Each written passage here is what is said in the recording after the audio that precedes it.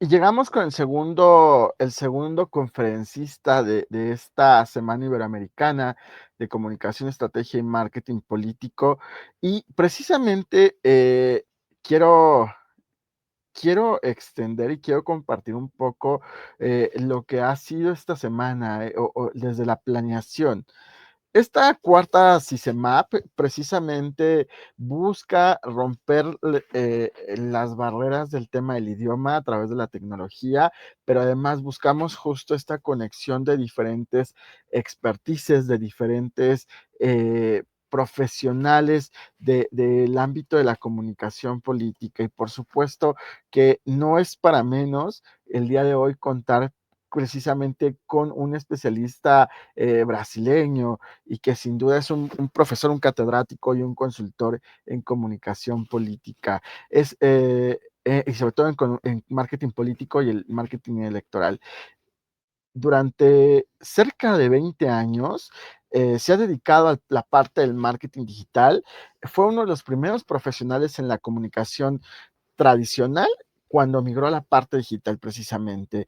Eh, ha generado estrategias de comunicación, ayudando no solamente en la parte política, sino en la parte empresarial e institucional, algunas empresas reconocidas, así como en el marketing político ha trabajado campañas electorales en gran parte del territorio brasileño, desde el ayuntamiento hasta la parte presidencial, incluidas en 2008 Gilberto Kassab, José Serra en 2010, Raimundo Combo en 2010 también, Camilo Santana en 2014 y por supuesto Romeo Juca en 2022. Es socio de la consultora de marketing político Victorino E. Mendoza y de la Escuela de Marketing Político Academia Victorino E. Mendoza. Sin más, le doy la más cordial la bienvenida al profesor, al maestro Marcelo Victorino, con el tema que va a dar, que es construcción de reputación en comunicación política. Y nuevamente agradecido, maestro Marcelo. Muy buenas Ah, tardes. buenas noches o buenas tardes. Así es, no importa. Muy obrigado por tu presencia en este foro.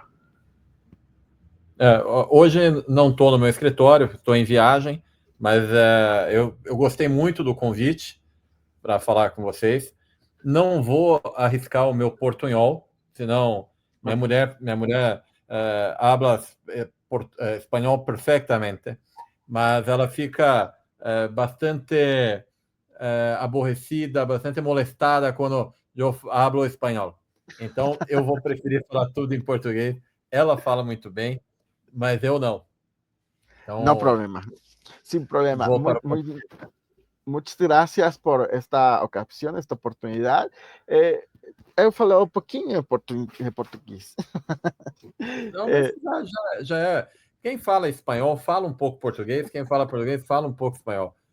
São algumas palavras que a gente tem que evitar. Tá? Ok, pues Bom, bienvenido. Este espacio es todo suyo, profesor. Adelante con su presentación. ótimo. Está aqui minha apresentação. O tema que eu trouxe hoje, ele é um tema que eu vejo que as pessoas falam pouco e deveriam falar muito mais, que é sobre a construção da reputação. As pessoas olham muito para o processo eleitoral e elas olham um pouco, eu acho, para o que vem antes do processo eleitoral, que é, de fato, a reputação. Deixa eu passar aqui, deixa eu ver se minha tela muda. Acho que sim. Muda. Então tá. O que acontece? Qual que é o grande problema da reputação?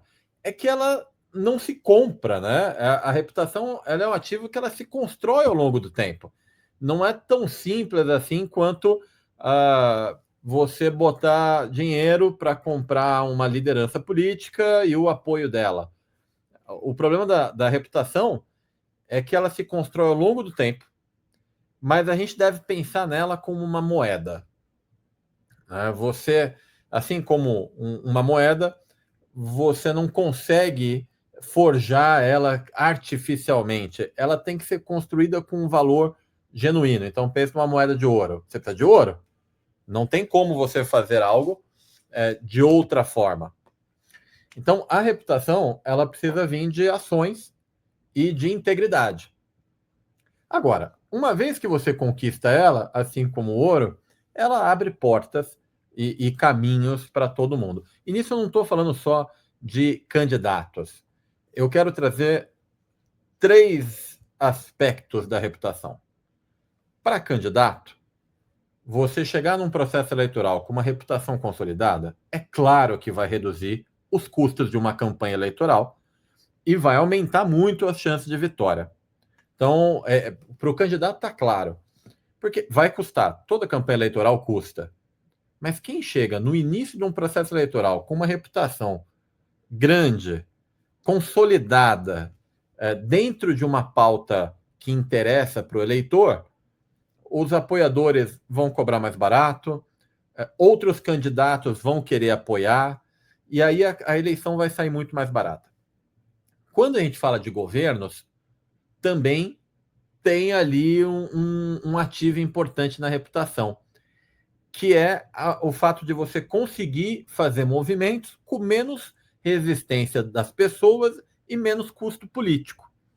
Então, por exemplo, nenhum gestor gosta de tomar uma medida impopular, porque ele sabe que isso vai afetá-lo e vai afetá-lo numa próxima eleição.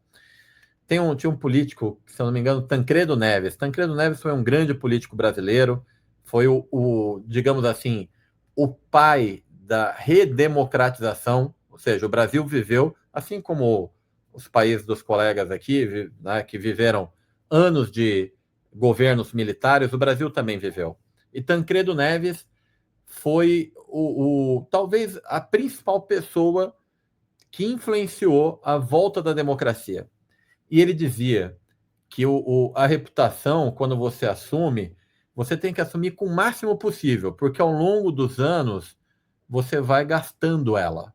Você gasta. Então, assim, chega o máximo possível lá no processo eleitoral, porque os anos só vão diminuí-la.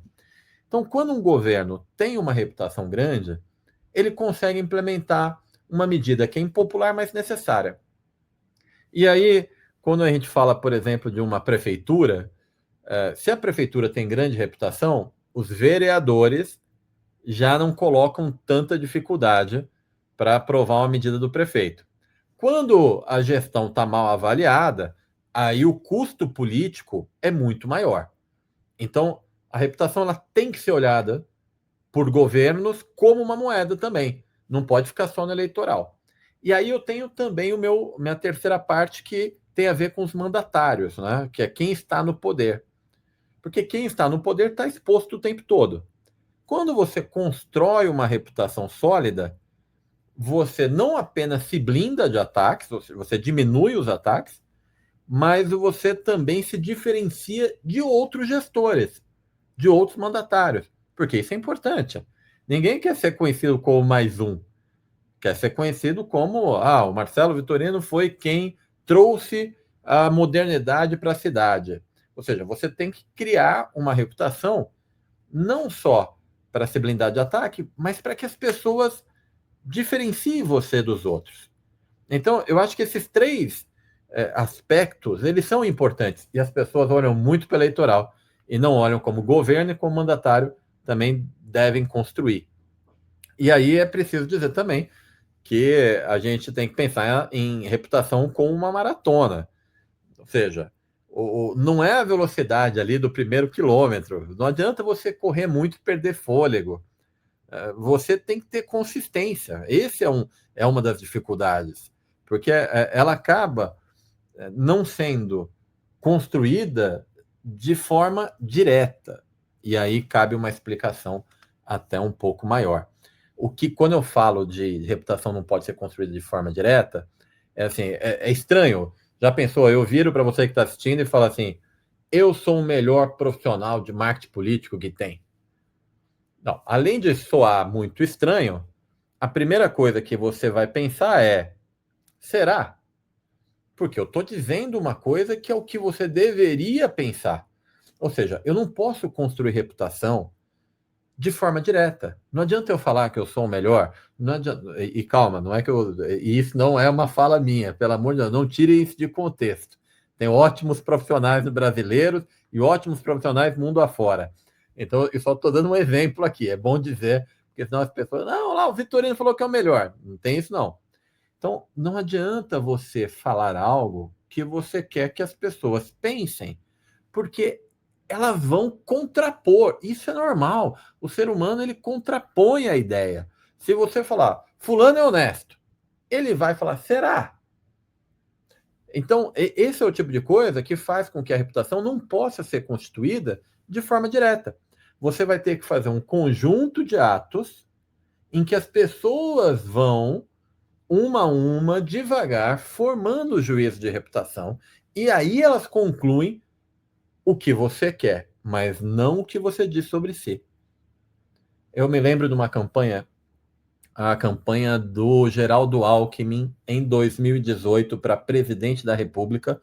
Eu estava naquela campanha, eu estava na área digital, e eles criaram um slogan na estratégia que era o mais preparado para o Brasil.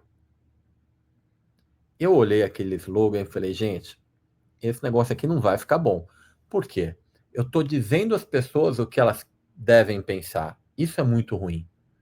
A outra coisa que eu também acho muito ruim é você trazer, né, assim, o mais preparado para o Brasil. Primeiro que, naquele momento, se eu fosse pensar quem era o mais preparado era o Ciro Gomes, que já tinha sido ministro, governador, não lembro se já tinha sido senador, mas foi deputado, ou seja, é uma pessoa, do ponto de vista de preparo, não estou dizendo que Geraldo Alckmin não tinha, mas eu considero que Ciro Gomes tinha mais experiência. Então, esse é um ponto que eu acho delicado. Mas não adiantou eu falar. O pessoal seguiu no mais preparado para o Brasil. Aí sabe o que aconteceu? Muita gente rejeitava o candidato. Por quê? Porque ele se dizia o mais preparado. Então, tome muito cuidado, eu acho que essa questão da reputação. Você constrói ela, eu separei aqui 5 pilares, só para ficar um pouco mais claro. Você constrói ela de forma indireta, sem dizer às pessoas o que elas devem pensar, constante, ou seja, você tem que ter uma repetição de padrão, sabe? Um processo, porque isso funciona muito, por exemplo, como a minha própria construção de reputação dentro do marketing político. Se você for no meu Instagram, você vai ver conteúdos de marketing político há anos. Há anos eu publico conteúdo de marketing político. Raríssimas vezes eu publico uma coisa pessoal. A maior parte das vezes tem a ver com marketing político. Então, há uma publicação constante, o que faz com que a minha reputação dentro desta área se segmente. Agora, se eu publico de vez em quando, se eu dou uma palestra só de vez em quando, aí já é difícil. Então, assim, a constância é necessária. Aí vem a coerência, que eu acho que é um dos pontos, talvez um dos mais importantes, né, para a construção de reputação. Você não deve construir atos que sejam incoerentes com a história. Ou seja, a gente precisa ter uma sequência lógica. Então, eu falo de marketing político hoje, falei ontem, falei anteontem. Agora, se amanhã eu começar a falar de gastronomia, no outro dia eu falar, sei lá, de engenharia, já não começa a ficar coerente. Afinal, a minha reputação é baseada em quê? O quarto ponto é que ela deve ter, os atos devem ter propósitos. Eu vou publicar, hoje em dia os políticos usam muito redes sociais e está tudo bem, mas eu vou publicar uma foto do meu almoço, isso é relevante? Será que isso pode incomodar as pessoas? Depende do que eu estou comendo. Eu vou publicar uma foto minha no estádio torcendo para um time. Será? Porque isso pode acabar até me afastando dos outros, né? Agora, por exemplo, se eu tenho uma figura em que a minha figura é muito dura, né? Ela é uma figura. Seria interessante eu publicar uma foto com criança, um vídeo brincando com cachorro, para me humanizar. Talvez seja. Agora, tem que ter um propósito. E ela tem que ser intencional. Ou seja, tudo o que eu faço dentro da comunicação deve ter intencionalidade. Eu gosto muito de citar o caso do prefeito Topázio, que é o prefeito de Florianópolis, uma capital capital, se não me engano, de Santa Catarina. E o Topázio, ele tem uma comunicação muito intencional. Toda a comunicação dele é para construir reputação. E lá ele constrói a reputação não de prefeito, mas de embaixador da cidade. Ele é um defensor da cidade. Então, ele conseguiu fazer isso. Então, se a gente somar, reputação deve ser indireta, constante, coerente, ter um propósito claro e ser intencional, está resolvido. Fácil assim. E aí um ponto que eu considero que a gente deve tratar é que a reputação se forma no receptor, ela não se forma no emissor. Ou seja, eu tenho atos, eu vou fazer uma sequência de atos de comunicação, e a partir desses atos, as pessoas vão entender algo. Por que eu estou trazendo uma importância para isso? Porque as pessoas não estão prestando atenção 100% do tempo no político ou no governo. Elas estão prestando atenção na vida delas. Quando você faz um ato de comunicação que não está construindo a sua reputação, você está se prejudicando. Essa é uma questão. As pessoas, elas não vão olhar tudo que um determinado político publica. E aí, se você gastar esse ato de comunicação de forma não intencional ou construindo uma reputação contrária àquilo que você quer, talvez você não tenha uma segunda chance de falar com aquele cidadão. Porque ele já vai te colocar na caixinha do eu não gosto desse cara. Eu não gosto dessa pessoa. Então, a minha opinião é, né? Eu acho que tudo que um político ou um governo deve fazer pensando em como o público vai receber. E não é o que eu vejo acontecendo na maioria das vezes. Eu vejo os políticos se comunicando muito, mas sem fazer o vínculo em como os públicos vão perceber aquela comunicação. Já aconteceu comigo, por exemplo, eu estar assessorando um prefeito, a esposa do prefeito viajou e ela estava em Paris. Pois bem, caiu uma chuva muito grande nessa cidade. E enquanto a chuva caía, ela não sabia, ela não estava prestando atenção no que estava acontecendo, ela estava publicando que estava fazendo compras em Paris. Imagina o tamanho do problema que isso gerou. Então, assim, a cidade embaixo d'água e a primeira-dama fazendo compras em Paris. Isso pesa. Um outro caso, teve um alagamento também, uma tragédia no Brasil, que alagou cidades. Aí a presidente da época era Dilma Rousseff. A foto que ela divulga é ela do alto, dentro do helicóptero, vendo a tragédia lá embaixo. Olha a mensagem que ela passa nisso. Ela mostra claramente que ela não se importa. Ela está lá em cima no helicóptero vendo a tragédia lá embaixo. Aí você pega a foto do Obama. Obama passa, sei lá, um ciclone e a foto dele abraçando uma pessoa na frente da casa dela, em que a casa está destruída e ele está só abraçando a pessoa, como se estivesse consolando. É muito diferente. Entendeu? Aí fala, poxa, mas é uma foto. Sim, é uma foto, mas é uma foto que diz tudo.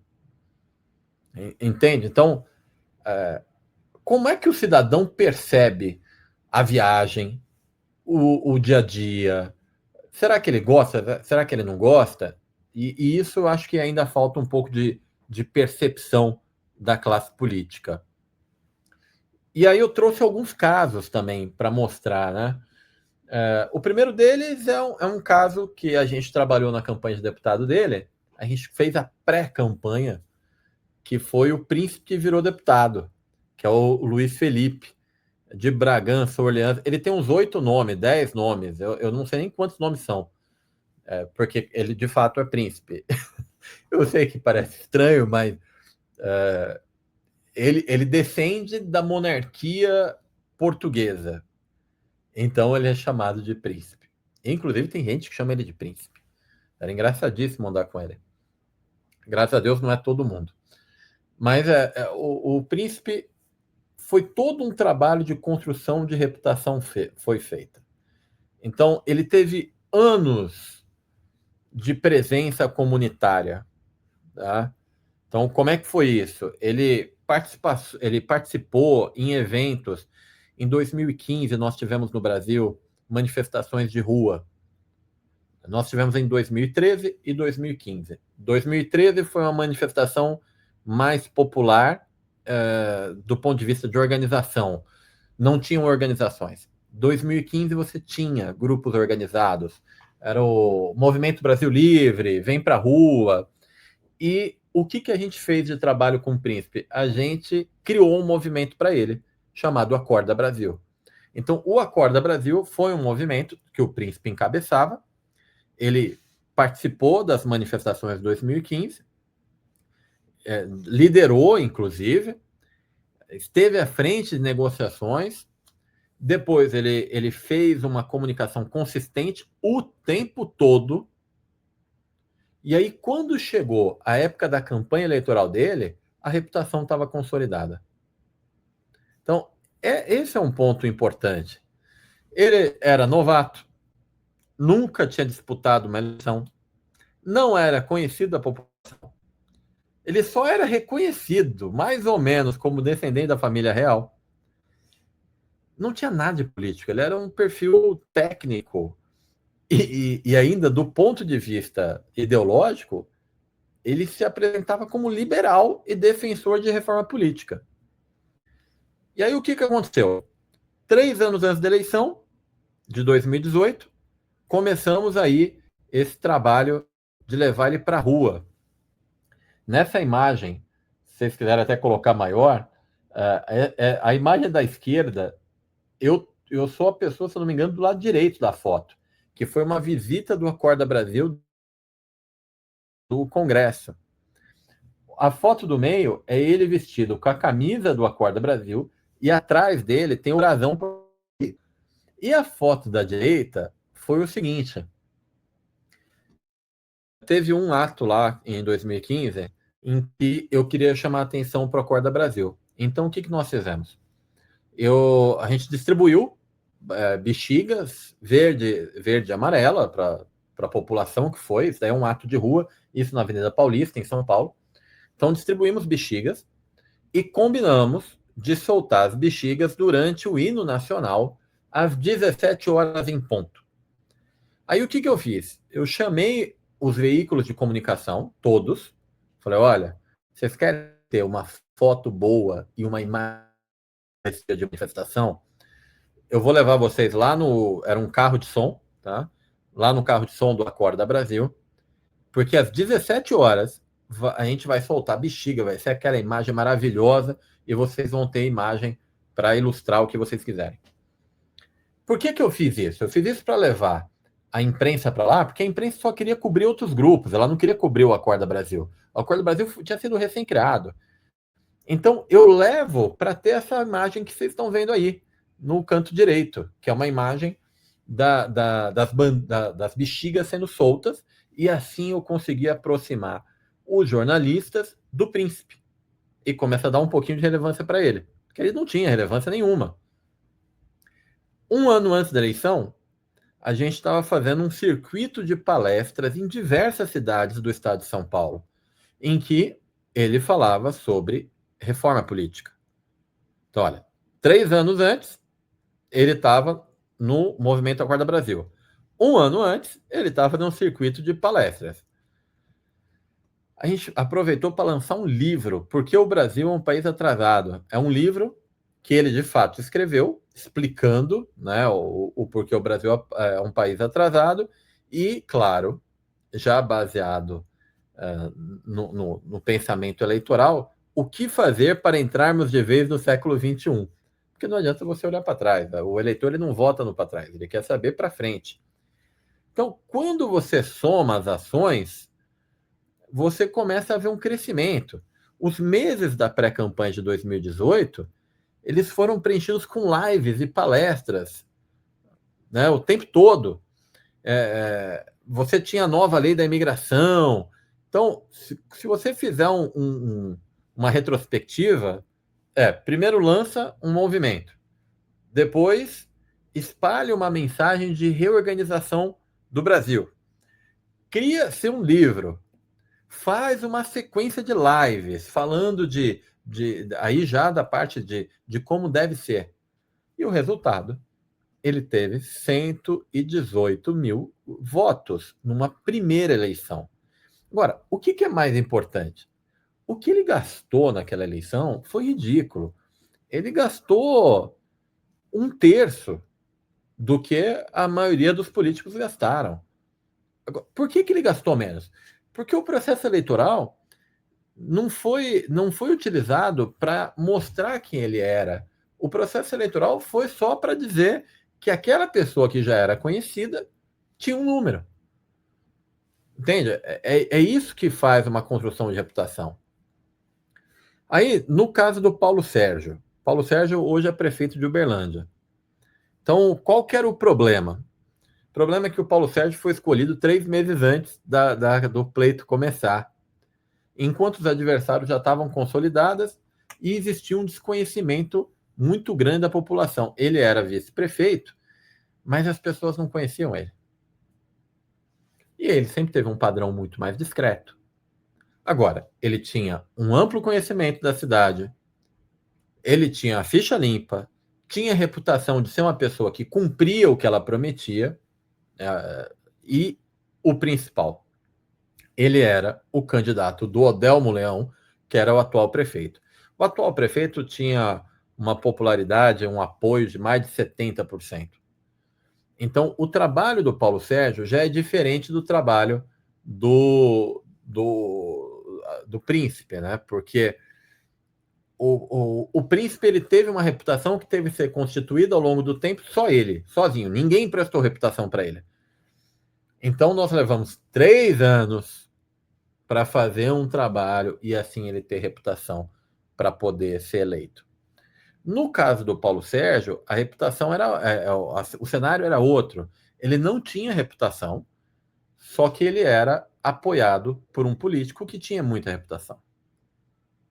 Aí tem que ser feito todo um trabalho de comunicação, com peças específicas, de vídeo, com música.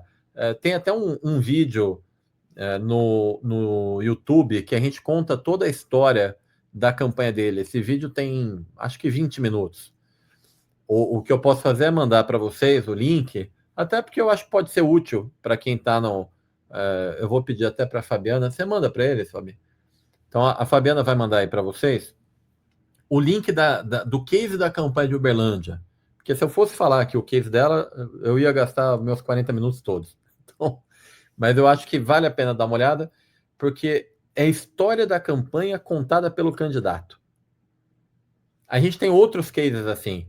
O case de Caruaru, também. A história da campanha contada pelo candidato. Da campanha do governador Marcos Rocha, em Rondônia. Mesma lógica. Então, a gente sempre compartilha os cases, porque a gente entende que pode ajudar outras pessoas a também trabalhar melhor as ideias. Bom, este caso aqui do Paulo Sérgio, primeira coisa que a gente fez foi encostar nele o Odelmo Leão. Né? Depois, a gente tinha que mobilizar os aliados e focar numa coisa importante, já que ele tinha adversários muito bem consolidados, ele tinha credibilidade. Credibilidade é uma coisa que a gente vê cada vez mais na política como algo essencial. Por quê? O eleitor cansou de ser enganado. Hoje eu não acredito que o marketing fabrique mais candidatos como antigamente. Então, o eleitor, ele quer alguém que seja transparente, que pelo menos seja verdadeiro. Ele não quer alguém perfeito. Ele já não está mais procurando. Eu não sei os colegas de outros países como é que funciona, mas no Brasil, como eu atuo em várias regiões, o Brasil é gigantesco, mas a gente atua nas 5 regiões. Nas pesquisas qualitativas que nós fazemos, nós percebemos que corrupção não é mais pauta. Antigamente foi. Agora, corrupção, tá bom. Assim, já criou-se uma ideia popular de que o político é corrupto. Isso não funciona mais. Mas esse aqui... Não. O que ele quer saber? Se o político vai cumprir o que ele prometeu. Tem um estado brasileiro chamado Tocantins. Os 5, se eu não me engano, governadores, os últimos governadores, foram retirados do cargo por corrupção. Ou seja, a população já não quer mais saber. Né? Ela não acredita. Se você fizer uma campanha lá e falar que você vai ser honesto, eu acho que ela não vai acreditar. No Rio de Janeiro, outro estado brasileiro, as pessoas conhecem muito a capital do estado, a cidade, mas tem o estado do Rio de Janeiro. No Rio de Janeiro, os últimos 5 governadores foram presos. Mesma coisa. Então, assim, é muito difícil você fazer uma campanha falando de uma coisa que as pessoas não acreditam mais. Então, no caso do Paulo Sérgio, o que ele falava era verdade. Mas ele não construiu essa reputação em 3 meses, né? Foi todo esse trabalho de endosso do candidato do Odelmo. Então, o jingle era o candidato do Odelmo, é o Paulo Sérgio. Assim, não era um jingle criativo, melódico, era um jingle que só tinha uma questão. E aí, ele teve 54% dos votos no primeiro turno. E Uberlândia é uma cidade grande, né? Uma cidade aí, quase uma metrópole já. Ele acabou vencendo no primeiro turno. Mas, diferentemente do Príncipe, a reputação dele veio de um terceiro. Ele não teria conseguido vencer aquela eleição daquela forma. Aí vamos para o terceiro caso, que é um de governo. Eu acho que o meu tempo daqui a pouco se esgota. Mas eu vou aqui no meu terceiro caso de governo, que é o caso de Manaus. Bom, qual que era o problema lá da prefeitura de Manaus? As pessoas sabiam que o trabalho da gestão estava feito, mas elas não conectavam o trabalho com a melhoria de vida. Parecia só trabalho. E só trabalho não tem emoção. E se não tem emoção, não tem voto, né? Pela continuidade. Então, o que a gente fez lá? Também tem vídeos dessa campanha e tudo mais, mas eu trouxe aqui a ideia. A gente fez uma campanha em vídeo muito bonita, mas que foi desdobrada em peças de outdoor, como essa que vocês estão vendo. Então, veja que o destaque da peça não é o número de famílias atendidas. O destaque da peça é: agora posso passear com a minha filha na rua de casa. Aí do lado direito vem mais de 2.700 ruas recapeadas. Programa Asfalta Manaus. Outra peça: agora minha casa não molha mais quando chove. Aí do lado direito, mais de 17 mil famílias serão beneficiadas. Outro exemplo: há 2 anos de trabalho de carteira assinada. Aí vem para o entregável da prefeitura, 18 mil vagas de emprego intermediadas. Então, você percebe uma mudança na construção da publicidade institucional. Ou seja, o entregável, aquilo que é a ação da gestão, ela está no segundo plano.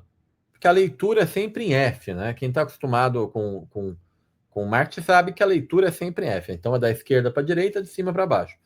Então, o que você começa lendo? Há 2 anos, trabalho de carteira assinada. Porque esse, de fato, é o entregável. O número não é o entregável. As pessoas não têm isso.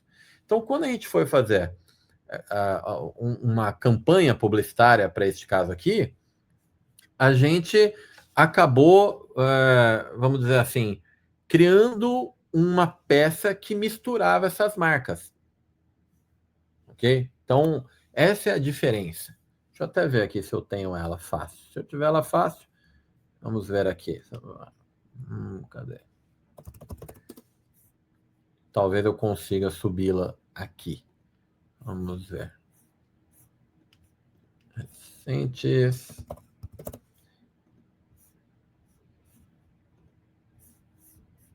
Vamos ver. A minha casa antes era... E se subir, a gente mostra uma peça. Pronto, deixa. Antes era bem velha. A cobertura molhava tudo. Molhava mais dentro do que fora. Alagava assim, ó. Eu não era feliz, porque minha casa molhava tudo. Eu não tinha condições de reformar, era assim a minha vida. Assim como a dona Márcia, a história de muita gente mudou para melhor. Por exemplo, a rua da dona Naide agora tá um tapete. E também tem o seu Luiz, que agora tá trabalhando de carteira assinada e vai pro trabalho de busão com ar-condicionado. E a Franciane pode trabalhar tranquila enquanto seu filho está estudando na creche. E este é o trabalho que está mudando histórias e melhorando vidas. Agora sim, agora eu sou feliz. Muito, muito feliz com a minha família, com a minha casa nova. Prefeitura de Manaus. O trabalho não para. Entenderam a lógica? E essa é uma coisa que...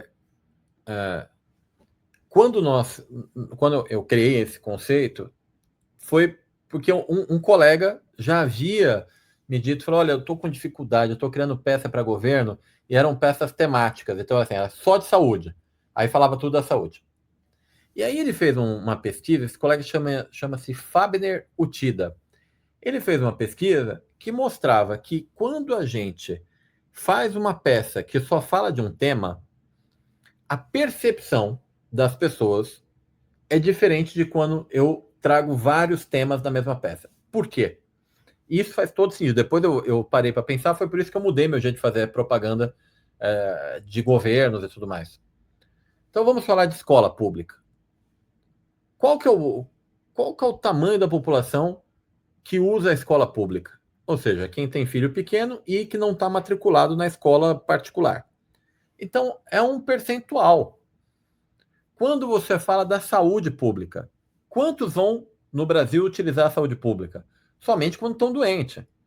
Então, o que acaba acontecendo? O cidadão que não tem filho na rede pública, quando ele vê um comercial da educação, ele não acredita, porque ele não tem o filho na rede pública. Este é um problema. Então, quando você monta um comercial como esse que nós montamos, ele pode não ter um filho na rede pública, mas ele anda de ônibus. Aí ele já pensa assim, bom, o ônibus está funcionando. Então pode ser que a educação também seja verdade. Então essa lógica foi a grande mudança que nós fizemos na forma de comunicar as gestões. Deixa eu voltar aqui para eu concluir, para não me atrasar aqui. O que os 3 casos têm em comum? A construção de longo prazo, ou seja, a gente trabalha com isso ao longo do tempo. A consistência, que é você ter a mesma mensagem repetidas em múltiplas ações. Você viu essas peças de Manaus, por exemplo. A credibilidade, você, de fato, o que você está falando que faz é o que você faz ou o que você vai fazer.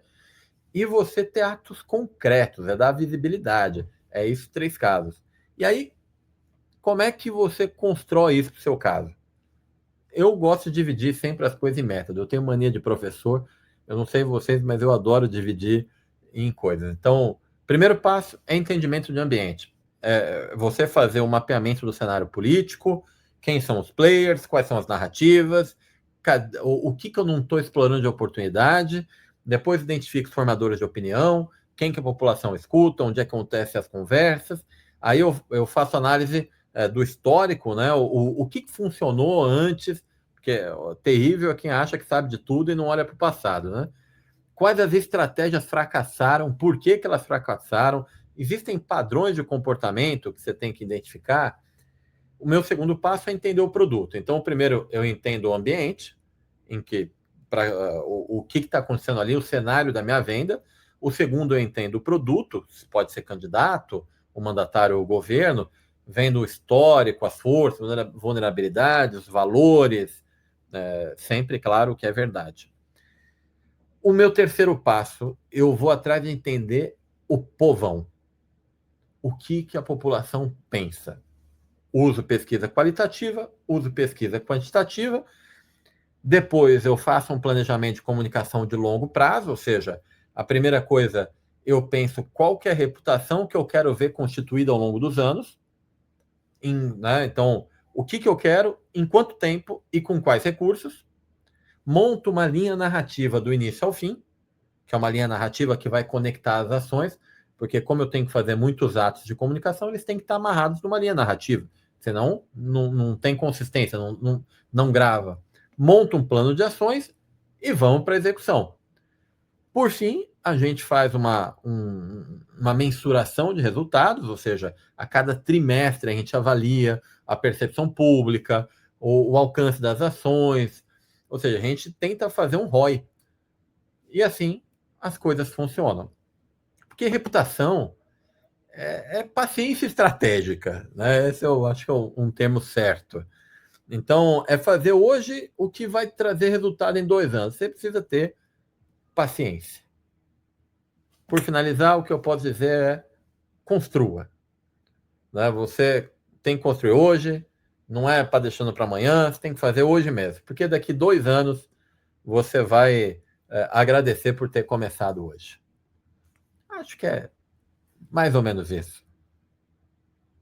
Não me estendi no tempo, creio eu, né? Acho que deve ter alguém aqui comigo. Estamos aqui, estimado Marcelo.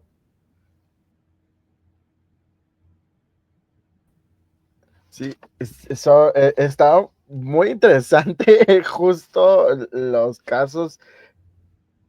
Y vaya, precisar en la reputación hoy en día es sumamente importante. Tenemos algunas preguntas. Sí. Una pregunta, deme un momento.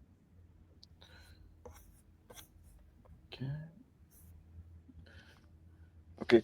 ¿Cuáles son en su opinión los desafíos para los jóvenes en la política, sobre todo en Brasil? Aí, para os jovens que são profissionais ou para os jovens que são profissionais? Sí, para los profesionales. Y sobre todo el enfoque al tema de la política. Ok.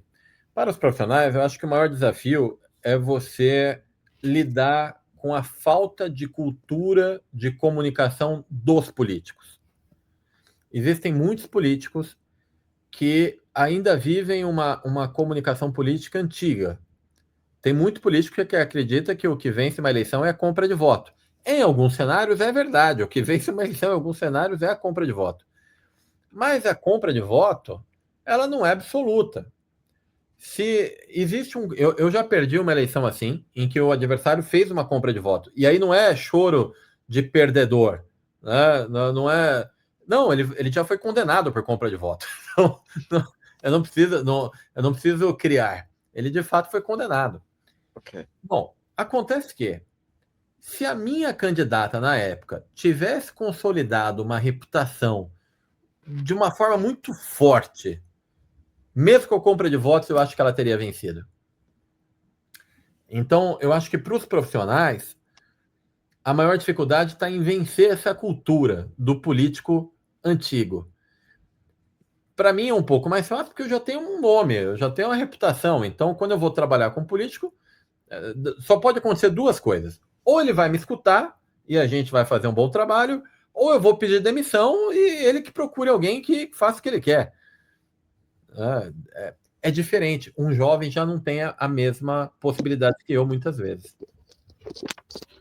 Muchas gracias. La segunda es, en su opinión, ¿cómo el marketing político ha influenciado los procesos electorales en Brasil recientemente, las elecciones? Bom, o marketing político ele vem mudando muito no Brasil. E isso é normal, mas não é só o marketing político. Se a gente olhar para o marketing tradicional, ele também teve que mudar.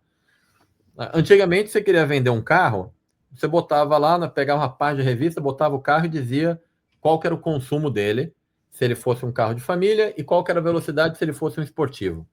Acabou.